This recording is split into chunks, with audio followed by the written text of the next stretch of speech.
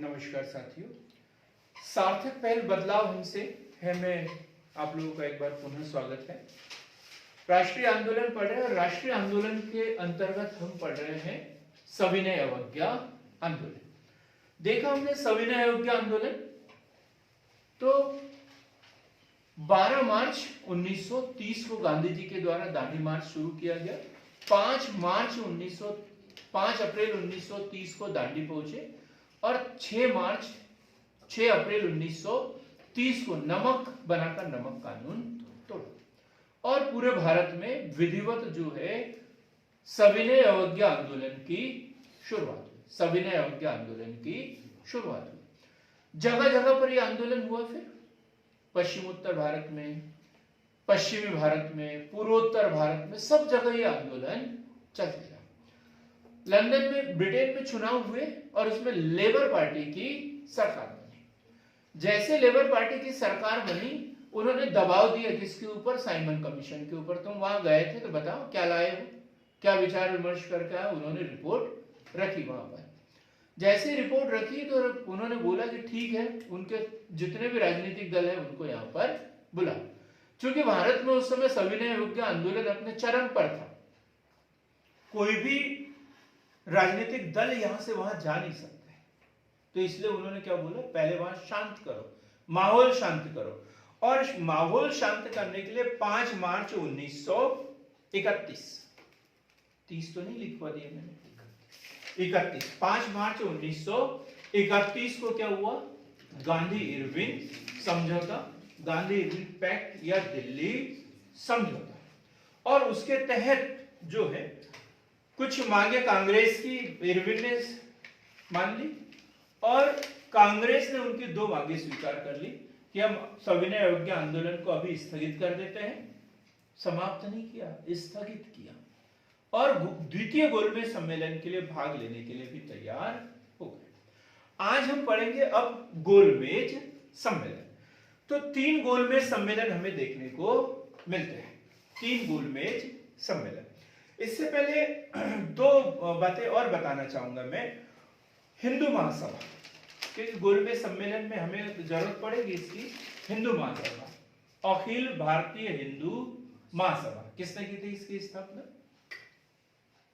कोई बता सकता है? Online, offline, X Y Z A B C D अ ब स द, कोई भी मुझे ही बताना पड़ेगा। 1915 ईस्वी में हरिद्वार में कुंभ के मेले में पंडित मदन मोहन मालवीय। लिखना है कॉपी में, मेरे चेहरे के दाग नहीं देखना है आप लोगों को। 1915 ईस्वी में हरिद्वार के कुंभ के मेले में पंडित मदन मोहन मालवीय द्वारा हिंदू महासभा की स्थापना की गई। क्लियर? अब दूसरा क्वेश्चन यहां पर है, आरएसएस, राष्ट्रीय स्वयंसेवक संघ, आरएसएस। तो 1925 ईस्वी में नागपुर किसके द्वारा? हेगड़ेवार है ना। तो 1925 ईस्वी में नागपुर में हेगड़ेवार जी द्वारा राष्ट्रीय स्वयंसेवक संघ या आरएसएस की स्थापना की गई। अब हम देख रहे हैं साइमन कमीशन। साइमन कमीशन की रिपोर्ट के आधार पर लंदन में 3 गोलमेज सम्मेलनों का आयोजन। 3 गोलमेज सम्मेलनों का आयोजन। क्या पहले से तय था क्या 3 गोलमेज सम्मेलन होना है? दीक्षा, पहले से तय था कि 3 गोलमेज सम्मेलन लेना है? कमीशन की रिपोर्ट के आधार पर गोलमेज सम्मेलन होना है, लेकिन पहले में कोई कांग्रेस गई नहीं तो दूसरा हुआ, दूसरे में कांग्रेस संतुष्ट हुई नहीं तो तीसरा हुआ। मतलब ये पहले प्री प्लान नहीं था तीनों का, बस एक सम्मेलन होना था और जब काम नहीं हुआ तो दूसरा, और दूसरे में काम नहीं हुआ तो तीसरा। तो लंदन में 3 गोलमेज सम्मेलनों का आयोजन किया गया। अब हम पढ़ते हैं प्रथम गोलमेज सम्मेलन। प्रथम गोलमेज सम्मेलन, प्रथम गोलमेज सम्मेलन, और यह हुआ है 12 नवंबर से 12 नवंबर 12 नवंबर 1930 से 12 नवंबर 1930 से 13 जनवरी 1931, 13 जनवरी 1931 तक प्रथम गोलमेज सम्मेलन का हुआ था Saint James Palace, Saint James Palace, Saint James Palace. इसका उद्घाटन किसने किया था? जॉर्ज पंचम, जॉर्ज पंचम, ब्रिटेन के सम्राट जॉर्ज पंचम। किसी ने नहीं पढ़ा होगा इतने डिटेल में अभी तक, अमरदीप ने पढ़ा होगा। क्यों? क्योंकि मैंने ही पढ़ाया था। ठीक, जॉर्ज पंचम। अध्यक्षता किसने की थी उस समय? प्रधानमंत्री रैमजे मैकडोनाल्ड, रैमजे। ठीक, कितने लोगों ने भाग लिया था इसमें? 89 लोगों ने भाग लिया था। कांग्रेस नहीं थी इसमें, 89 लोगों ने इसमें भाग लिया हुआ था। अभी हमने बात की हिंदू महासभा, हिंदू महासभा भी बता दिया ना पहले, उसकी स्थापना कब और किसने की थी। तो हिंदू महासभा बीएस मुंजे और एमआर जयकर, कौन कौन थे इसके? बीएस मुंजे और एमआर जयकर, एमआर जयकर, ये दो लोग गए थे हिंदू महासभा से। सिखों से सिख सरदार संपूर्ण सिंह, सरदार संपूर्ण सिंह, सिखों से सरदार संपूर्ण सिंह। ईसाइयों में, ईसाइयों का प्रतिनिधित्व किसने किया था? के टी पाल, के टी पाल। मजदूर संघ से डॉक्टर बी आर अंबेडकर, बी आर अंबेडकर। मुस्लिम लीग से, मुस्लिम लीग, बहुत से लोग, आगा खान, मोहम्मद अली जिन्ना, मोहम्मद शफी, मोहम्मद शफी, फजलुल हक, फजलुल हक, फजलुल हक। और भी थे जैसे तेज बहादुर सप्रू, चिंतामणि, श्रीनिवास शास्त्री। ये कांग्रेस के ही थे, लेकिन कांग्रेस की मुख्य धारा से ये जुड़े हुए नहीं थे। ठीक, जो सविनय अवज्ञा आंदोलन से सहमत नहीं थे, वो लोग इसमें शामिल हुए थे। ठीक है, प्रथम गोलमेज सम्मेलन, कोई विचार विमर्श नहीं, क्योंकि उनको क्या चाहिए था? कांग्रेस। क्योंकि बात हम किससे करें? बात हम किससे करें? यदि घर में किसी के यहाँ लड़की देखने के लिए जाए, लड़की ना हो तो फिर काम चलेगा क्या? नहीं। तो जो मुख्य जो वक्ता है, भारत का जो प्रतिनिधित्व कर रहा था उस समय, वो कौन कर रहा था? भारतीय राष्ट्रीय कांग्रेस। और उसने प्रथम गोलमेज सम्मेलन में भाग नहीं लिया था, इसलिए कोई बात नहीं, असफल, असफल। अब हम देखेंगे द्वितीय गोलमेज सम्मेलन, द्वितीय गोलमेज सम्मेलन। द्वितीय गोलमेज सम्मेलन, और ये हुआ है 7 सितंबर 1931, 7 सितंबर 1931 से दिसंबर 1931 तक, 1931 तक द्वितीय गोलमेज सम्मेलन। इसमें 31 प्रतिनिधि थे, पहले से कम लोग गए थे, क्योंकि बाकी लोगों ने सोचा पहले भी तो इतने सारे गए थे। कितने थे पहले में? 89, लेकिन कोई मतलब नहीं, तो उन्होंने सोचा अब जाने से कोई फायदा नहीं, अब एक बार किराया बैठा लिया, दोबारा कौन जाए, है? उन्होंने बोला कि हम तो आ गए हैं, अब आप लोग भी अपने मन की करके आ जाओ। दूसरा शब्द भी बोल सकता था, लेकिन अभी नहीं बोलूंगा, आप लोग तो समझ गए होंगे, आप अच्छे से समझ गए हैं, ठीक है। तो लंदन के सेंट जेम्स पैलेस में, और कांग्रेस से कौन पहुंचे थे इसमें?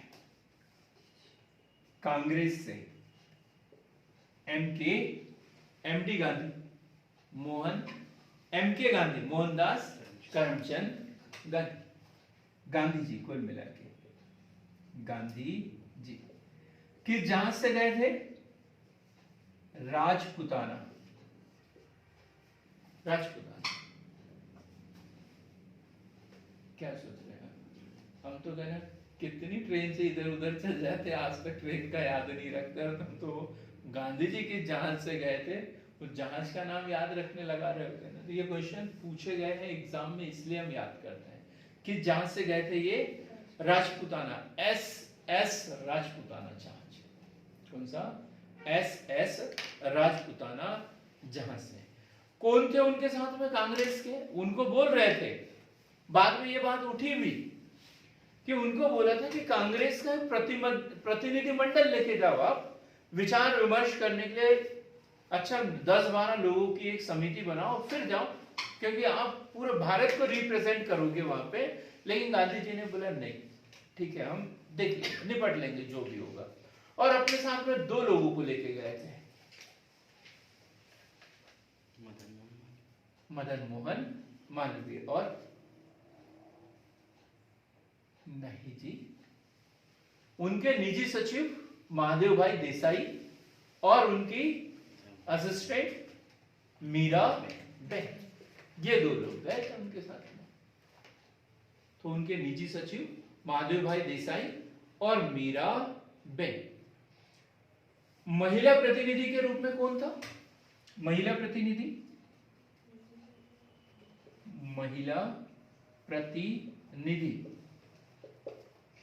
प्रियंका, आपका नाम दे दिया मैंने, सरोजिनी नायडू। कौन? सरोजिनी नायडू। हिंदू महासभा से कौन? हिंदू महासभा मदन मोहन मालवीय। ये कांग्रेस से नहीं थे, इसमें कंफ्यूज हो जाओगे नहीं तो। ये कैसे थे? अखिल भारतीय हिंदू महासभा से थे। डॉक्टर भीमराव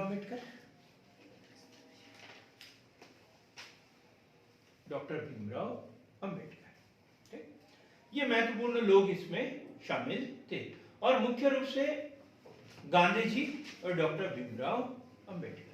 31 लोगों का दल गया था, सब लोग मिलकर, और बैठे ऐसे, एक तरफ गांधी जी, दूसरी तरफ मुस्लिम लीग, मदन मोहन मालवीय और ये। गांधी जी ने तो जो उनकी पहले से प्लानिंग थी कि हमें ये बोलना है कि हमें स्वराज चाहिए, हमें स्वराज चाहिए, क्योंकि कांग्रेस ने पूर्ण स्वराज का लक्ष्य उस समय निर्धारित कर दिया था। वह डॉक्टर भीमराव अंबेडकर ने बोला कि स्वराज की बात तो ठीक है, लेकिन हमें भी चाहिए कुछ अलग से। जैसे मुस्लिमों को आपने पृथक प्रतिनिधित्व दिया है, वैसे ही दलितों के लिए भी पृथक प्रतिनिधित्व चाहिए। और उन्होंने पूरी बात वहां पर रखी, इतनी प्रतिशत जनसंख्या ये वहां पर स्थिति है। आज तक ना तो कभी राज्य विधानसभा के लिए चुने गए, ना ही केंद्रीय विधानसभा के ये लोग सदस्य चुने गए, ना ही कभी किसी नौकरी पर लगे हैं, तो इनके लिए भी पृथक प्रतिनिधित्व चाहिए।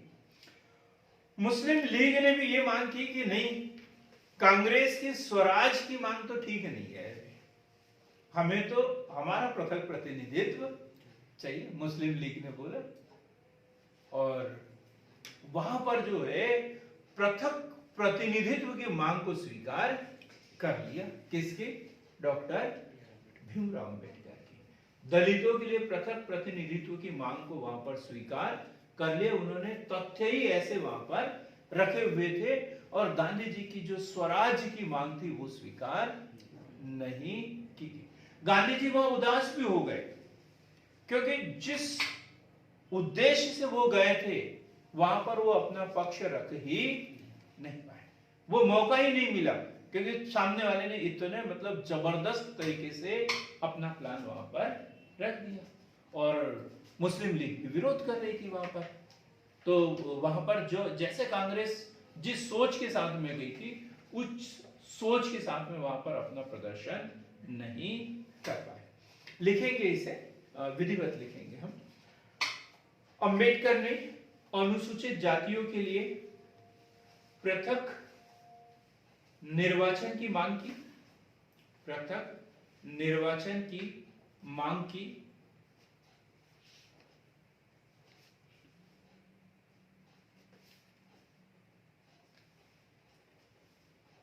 गांधी जी ने अनुसूचित जातियों को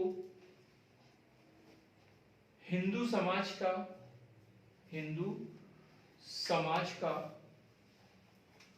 अभिन्न अंग बताकर इसका विरोध किया। गांधी जी ने अनुसूचित जातियों को हिंदू समाज का अभिन्न अंग बताकर इसका विरोध किया।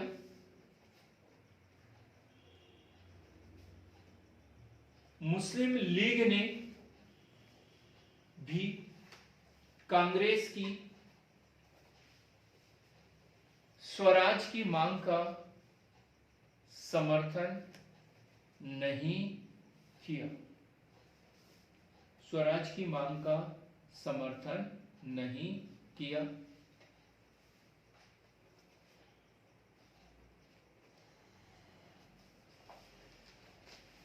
द्वितीय गोलमेज सम्मेलन के समय भारत सचिव रैमुअल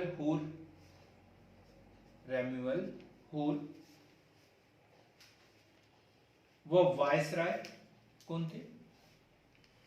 यहां क्वेश्चन बदल गया है, इसलिए हमने याद दिलाया आप लोगों को। पहले गोलमेज सम्मेलन के समय इरविन, लेकिन द्वितीय गोलमेज सम्मेलन के समय थे वेलिंगटन। द्वितीय गोलमेज सम्मेलन के समय वायसराय कौन थे? वेलिंगटन। और प्रधानमंत्री तो पता ही है, रैमजे मैकडोनाल्ड। अब चर्चिल क्या बोलते हैं? अब ये कोई निर्णय नहीं हुआ इसमें। द्वितीय गोलमेज सम्मेलन भी क्या हुआ? असफल, क्योंकि कांग्रेस ने कुछ अलग मुद्दे रखे थे, वो स्वीकार नहीं। मुस्लिम लीग ने कांग्रेस के मुद्दे स्वीकार नहीं किए, और इस तरीके से उनका विरोध होते चला गया, कोई निर्णय नहीं हुआ। चर्चिल क्या बोलते हैं? चर्चिल अभी ब्रिटेन के प्रधानमंत्री बनेंगे बाद में, अभी नहीं है लेकिन बनेंगे कभी।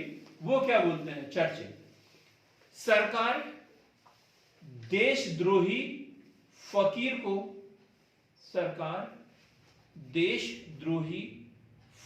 को बराबर का दर्जा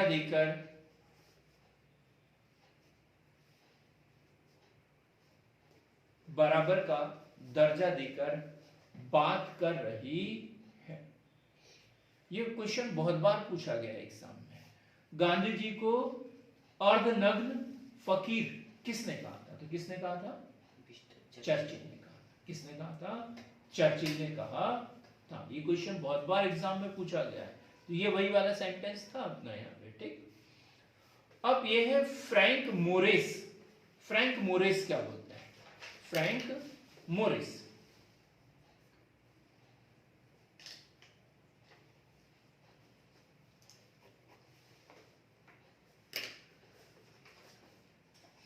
फकीर के प्रधानमंत्री से वार्ता के लिए, फकीर के प्रधानमंत्री से वार्ता के लिए Saint James Palace, Saint James Palace की सीढ़ियां चढ़ने का दृश्य,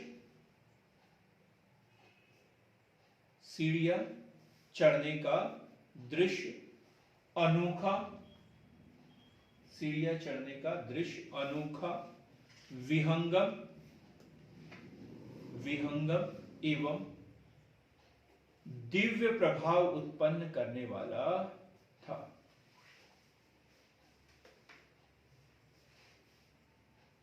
दिव्य प्रभाव उत्पन्न करने वाला था। क्लियर हुआ?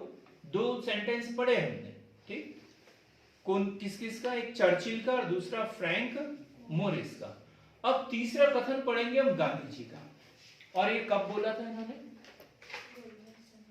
जब वो वापस लौटे, जब वहां से कहां लौटे?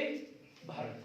द्वितीय गोलमेज सम्मेलन से निराश होकर जब वो वापस लौटे, तब जहाज से उतरते समय, जब वापस वहां से आए, तब ऐसे कोई टेलीफोन वगैरह तो था नहीं, है ना, मैसेज वगैरह की ये कार्यवाही हुई, फट से व्हाट्सएप कर दिया। अभी तो लोग वही करते रहते, कुछ हुआ कि नहीं हुआ, कार्यवाही बाद में होते रहते। पहले जैसे कोई भगवान के वहां पूजा पाठ भी करने के लिए जाते हैं तो पहले फोटो खींचते हैं अपनी, फिर ग्रुप में सेंड करते हैं और फिर पूजा पाठ करते रहते हैं। अक्सर यही होता है ना आजकल, हमारे साथ भी यही होता है। ऐसा नहीं कि मैं दूसरों की बात कर रहा हूं, मैं खुद भी यही करता हूं।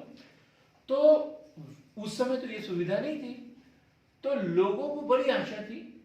जो कांग्रेस के नेता थे वो लोग सब के सब माला, फूल माला सब लोग लेके गए गांधी जी का स्वागत करने के लिए। गांधी जी कोई अच्छा रिजल्ट लेके आए होंगे। लेकिन गांधी जी का उस समय क्या कथन था वो हम देखेंगे, लिखेंगे। यह सच है कि मैं खाली हाथ लौटा हूं।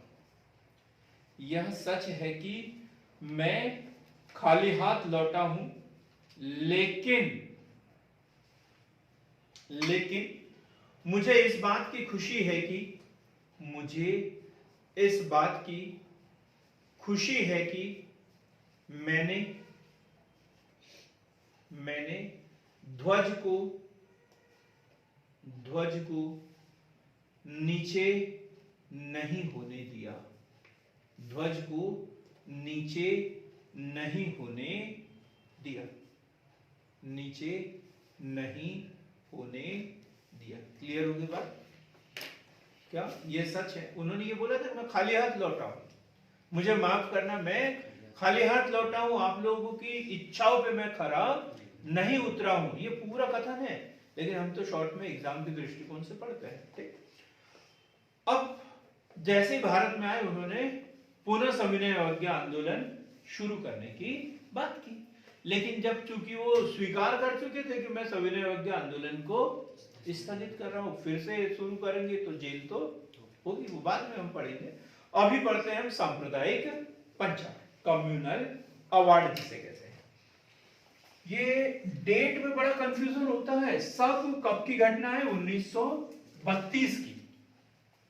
और वही आगे पीछे ढेर सारी घटनाएं। सबसे पहले सविनय अवज्ञा आंदोलन, फिर प्रथम गोलमेज सम्मेलन, फिर द्वितीय गोलमेज सम्मेलन, फिर कम्युनल अवार्ड, और उसके बाद में पूना पैक्ट, और उसके बाद में तृतीय गोलमेज सम्मेलन। ये घटनाक्रम है।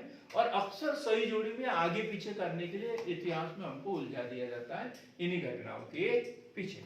तो अभी क्या पढ़ रहे हैं? सांप्रदायिक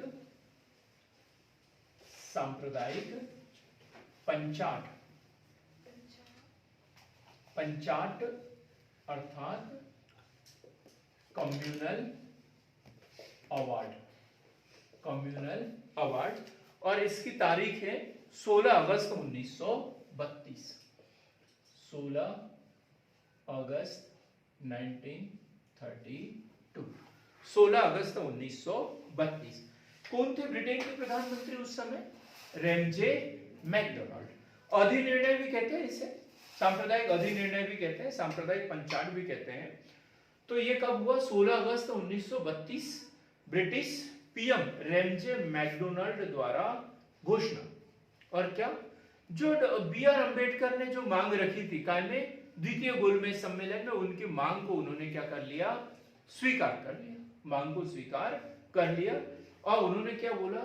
सभी संप्रदायों को प्रतिनिधित्व, सभी संप्रदायों को प्रतिनिधित्व, अर्थात मुसलमानों के साथ साथ दलितों को भी, क्या था इसमें?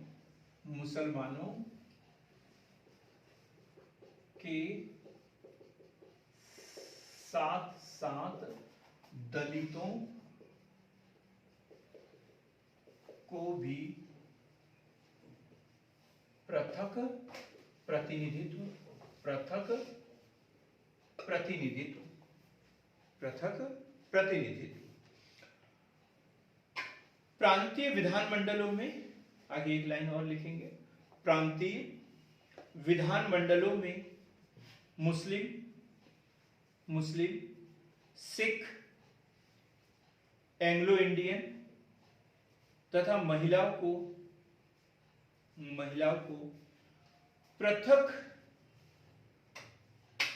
प्रतिनिधित्व देने की घोषणा, पृथक प्रतिनिधित्व देने की घोषणा। अब चूंकि गांधी जी ने क्या बताया, गांधी जी के विषय में क्या बताया मैंने, कि गांधी जी ने तो पहले वहां मना कर दिया था पृथक प्रतिनिधित्व देने के लिए, और क्या बोला था कि जो दलित है, जो अनुसूचित जाति के लोग हैं, ये काय के अंतर्गत आते हैं? हिंदू लोग हैं, तो इनको अलग से प्रतिनिधित्व देने की आवश्यकता नहीं है, ये बोल दिया था वहां पर। लेकिन जब यहां आए तो उनको निर्णय पता चला कि उन्होंने तो इस बात को स्वीकार कर लिया है। यहां आने पर उन्होंने क्या किया था कि चलो हम असहयोग आंदोलन फिर से शुरू करते हैं, और उनको जेल हो गई थी, पूना की जेल में वो थे। और जैसे उनको पता चला कि ये सांप्रदायिक अधिनिर्णय आया है और इसमें पृथक प्रतिनिधित्व का विस्तार किया है, तो उन्होंने वहीं से आमरण अनशन शुरू कर दिया। और जब आमरण अनशन शुरू किया उन्होंने, मतलब अभी तक जो है अनशन करते थे, अभी तक अनशन होता था, लेकिन अब क्या किया उन्होंने? आमरण अनशन। तब तक जब तक मैं अपने प्राण नहीं त्याग देता हूं। अभी तक वो उपवास की बात करते थे, लेकिन उपवास तो कभी भी वो शुरुआत में नहीं, वो बोलते थे जब हम उनका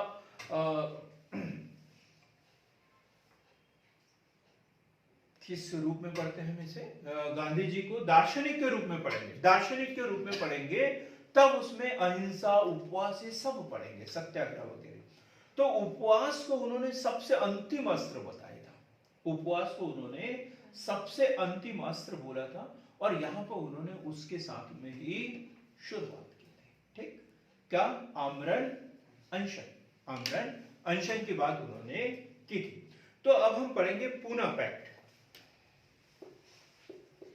पूना पैक्ट, और ये भी 1932 की घटना है, लेकिन ये 26 सितंबर 1932, 26 सितंबर 1932, ये 16 अगस्त और ये 26 सितंबर, 26 सितंबर 1932। गांधी जी द्वारा सांप्रदायिक पंचाट के विरोध में,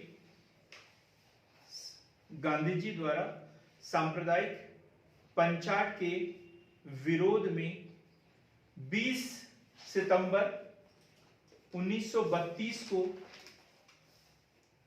यरवदा जेल से आमरण अनशन शुरू कर दिया गया, यरवदा जेल से आमरण अनशन शुरू कर दिया गया। यह गांधी जी का प्रथम आमरण अनशन था, प्रथम आमरण अनशन था। पंडित मदन मोहन मालवीय व सी राजगोपालाचारी, श्री सी राजगोपाला नहीं सी राजगोपाल चंद्र, श्री राजगोपाल चंद्र की मध्यस्थता से 26 सितंबर 1932 को गांधी जी और डॉक्टर भीमराव अंबेडकर के बीच में पूना पैक्ट हुआ। अब एक क्वेश्चन छोड़ रहा हूं मैं यहां पे, और जितने लोग वीडियो देखेंगे वो मैसेज करके मुझे बताएंगे कि इस पैक्ट पर हस्ताक्षर किसके हुए हैं, क्या गांधी जी के हुए हैं या नहीं। सब लोग मैसेज करके बताएंगे जब ये वीडियो आप लोगों तक पहुंच जाएगा, और उसमें जवाब में लिखूंगा मैं कि इस पे हस्ताक्षर किसके हुए हैं। ये क्वेश्चन है आप लोगों के समझने के लिए, ठीक। तो कब हुआ? 26 सितंबर 1932। और शर्तें क्या थी इस पे? दलित वर्ग के लिए पृथक निर्वाचक मंडल समाप्त कर दिया गया। दलित वर्ग के लिए पृथक निर्वाचन मंडल समाप्त कर दिया गया।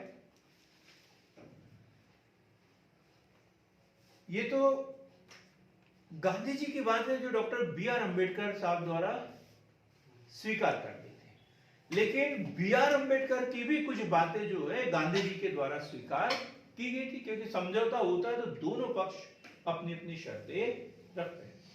तो पहली शर्त क्या स्वीकार की इनकी? प्रांतीय विधानमंडल में दलित वर्गों के लिए आरक्षित सीटों की संख्या 71 से बढ़ाकर 71 से बढ़ाकर 147 की गई। 147 की गई, 147 की गई।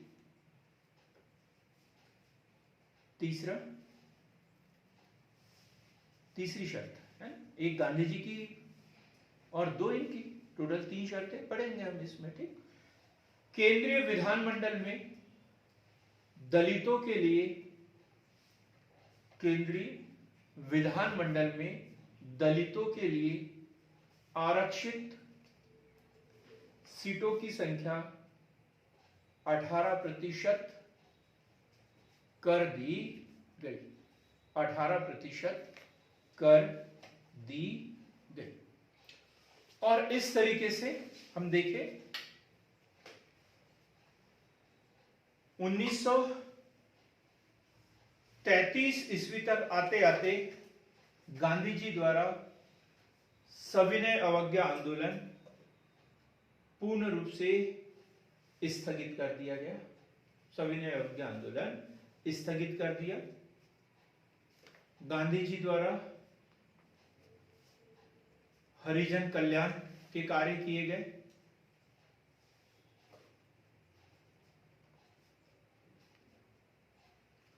साप्ताहिक पत्रिका कौन सी थी उनकी? साप्ताहिक पत्रिका निकाली उन्होंने, हरिजन, ठीक।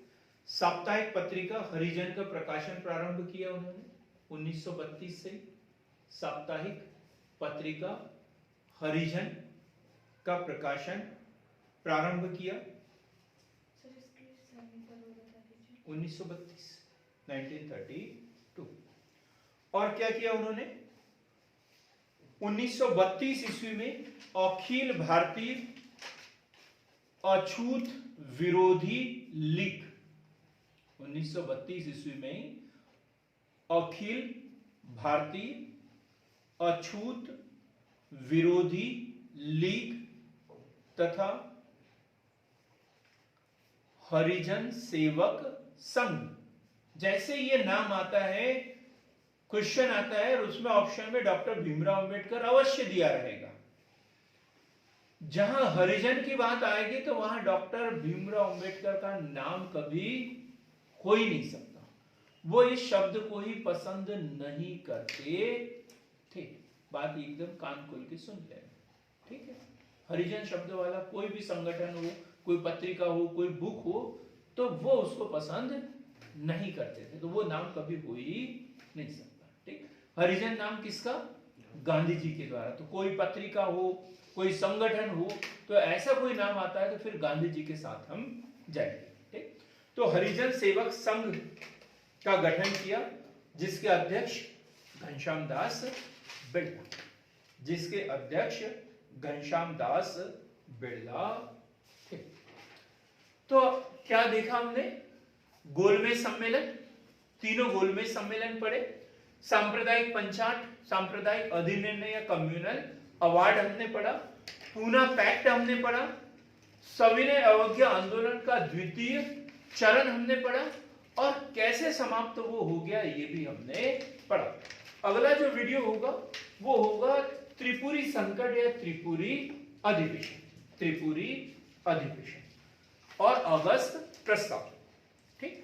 तो हमारे साथ बने रहने के लिए आप लोगों का बहुत बहुत धन्यवाद। मिलते हैं हम ऐसे एक बेहतर क्लास के साथ में।